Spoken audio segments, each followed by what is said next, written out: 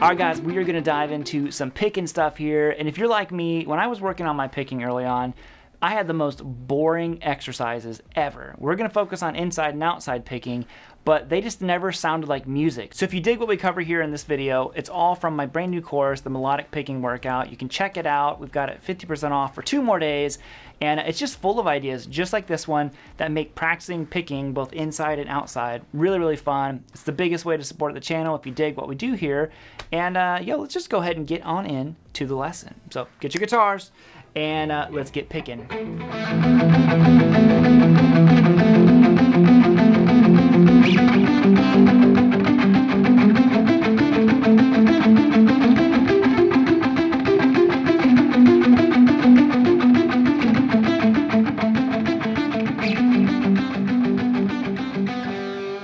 Alright, so let's jump into example number 1. Now this one is a ton of fun to play. I remember when I learned one very similar to this.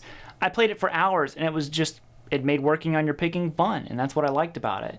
We are going to talk about a few things though where we're going to change the way that we're picking. So everything is alternate picking, but starting on the down or starting on the up can make things feel very differently, and it's kind of like having 2 exercises built into one. So we're going to start with this one simply going down, up, throughout the entire lick. Now this is going to utilize something called inside picking, which I'll explain here in just a second, and then we're going to talk about some outside picking. So we're going to go 2nd fret on the G with your index finger, and I'm going to roll my index finger up to get 2nd fret on the D.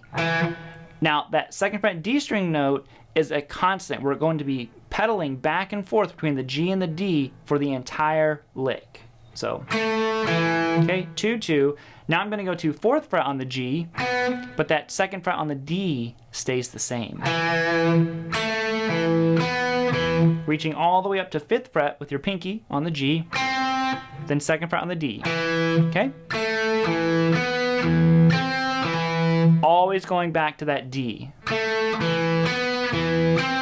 Now I'm going to go down, up, down, up, down, up. Now let's talk about the picking here, because when I say inside picking, it means that you're picking inside of the strings. Okay, look at this. Down, and then up. So I'm constantly picking between the G and the D.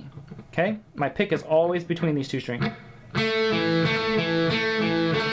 If I was to do outside picking, I would start on an up, and watch what happens. I go up, I go all the way up and around to get to the D. I'm picking on the outside of the string instead of the inside of the string. So try both ways and see what's more comfortable for you. There's not a right or wrong way to do it.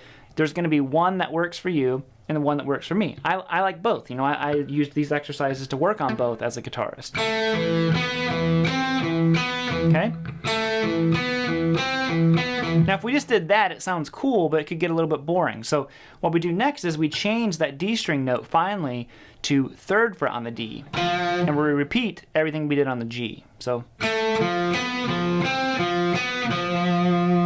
you got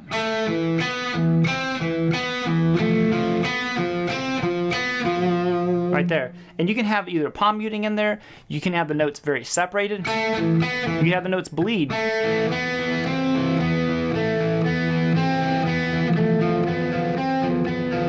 It all depends on the vibe and feel that you're going for with that one. So that's inside picking, and then outside picking would be starting with an up, up, down, up, down. Okay, now we're going to change chords. So we're basically outlining chords here. And I put the chords on the tabs right above for a lot of the stuff for you.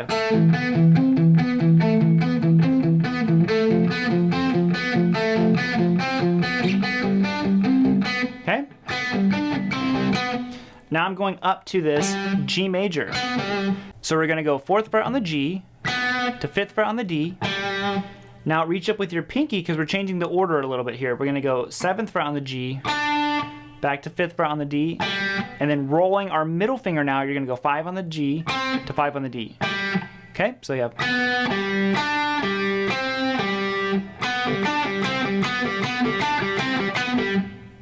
Okay. And after that 5, you go back to 4 on the G to 5 on the D. So we got.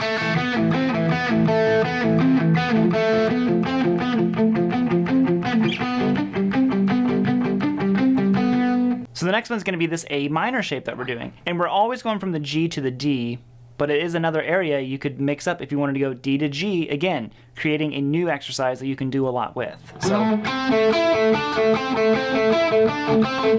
I'm going to go 5th fret on the G to 7th fret on the D. Then I'm going to go to 9th fret on the G, 7th fret on the D, rolling my middle finger again, going to get 7 on the G to 7 on the D, and then 5 on the G, 7 on the D.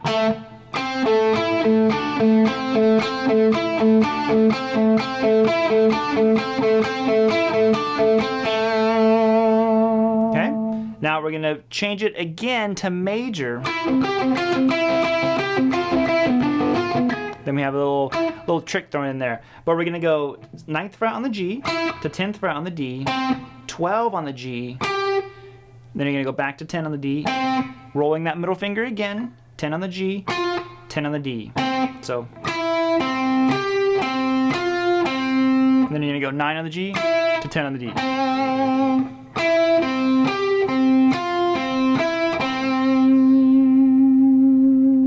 So.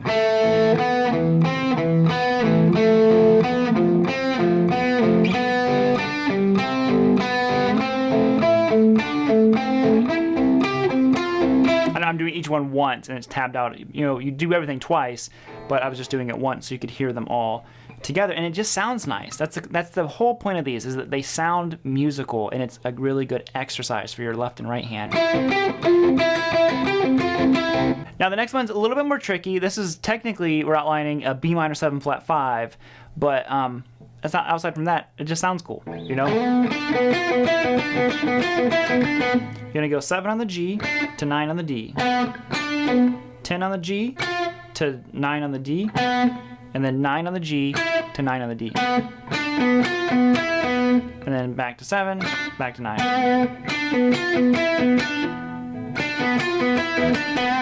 Right there, and that's that one. A little bit of a different shape. Now I'm using these 3 fingers. You could use these 3. Whatever is more comfortable for you. The picking is the same, you know, either down, up, would be inside, or up, down, which would be outside picking. But you're going to be playing 7 to 9, and then 10 on the G, back to 9 on the D, rolling either, in my case, my middle finger or your ring finger, however your fingers are laying on the fretboard, from 9 up to 9 on the D. So, and then 7 on the G, and then 9 on the D. So.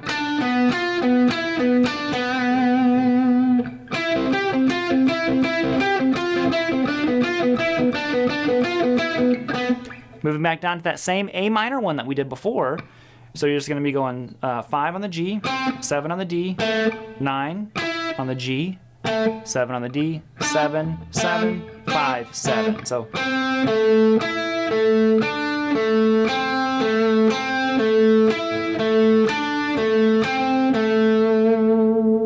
And the final one is back at G major. We've kind of walked our way back down.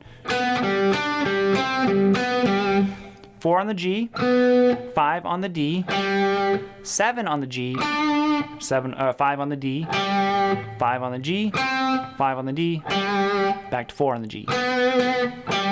So.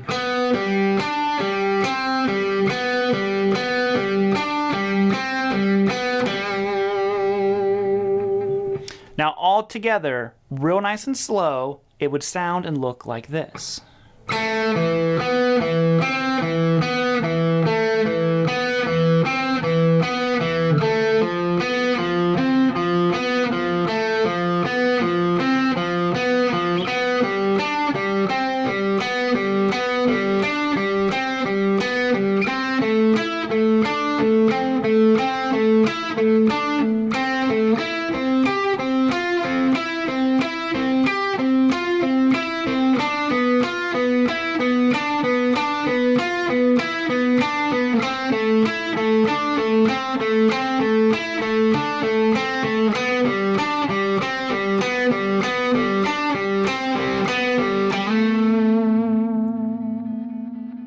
And then it just resolves right back to your A. So make sure when you practice these, like I said, it's not just one exercise. There's essentially 4 different exercises you could do here with this one.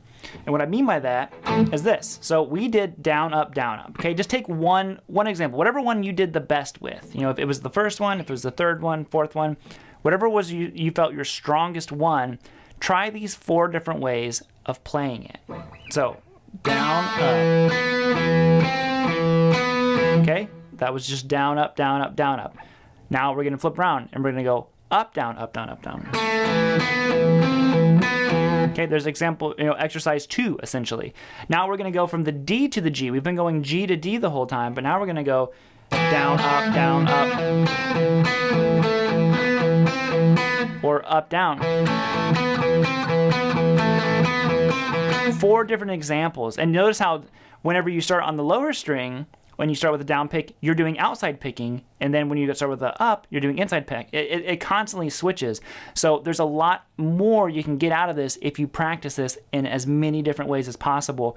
It's just making your right hand comfortable to where you're going to be able to play. It's going to affect your phrasing, your dynamic control, all this stuff. So these are all really crucial.